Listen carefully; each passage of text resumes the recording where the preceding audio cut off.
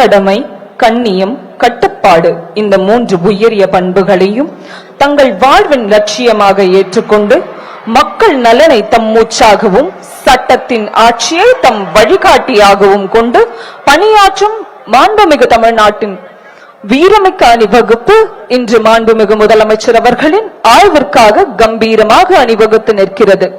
இப்பொழுது தமிழ்நாட்டின் மாண்புமிகு முதலமைச்சர் அவர்கள் அணிவகுப்பு தளபதியுடன் திறந்த வாகனத்தில் அணிவகுப்பை ஆய்வு செய்கிறார்கள்.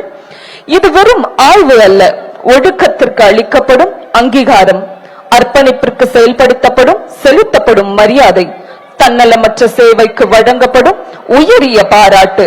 இதோ தலை நிமிர்ந்து நிற்கும் ஒவ்வொரு காவலரும் தங்களது தோளில் சீருடையை மட்டுமல்ல, மக்களின் தன்னம்பிக்கையும் நம்பிக்கையும் சுமந்து நிற்கிறார்கள்.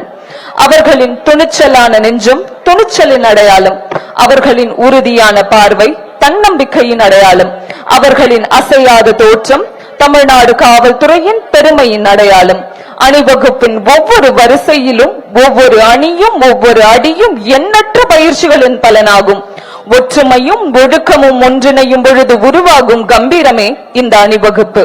இன்று ஆய்வில் நிற்கும் இந்த வீரர்கள் இயற்கை பேரிடர்களிலும் சட்ட ஒழுங்கு சவால்களிலும் திருவிழாக்களிலும் தேர்தல் பணிகளிலும் மக்கள் கூடும் பொது நிகழ்வுகளிலும் பகலிரவு பாராது தங்கள் கடமையை நிறைவேற்ற காவல்துறையின் அர்ப்பணிப்பின் உயிர் ஓவியங்கள்.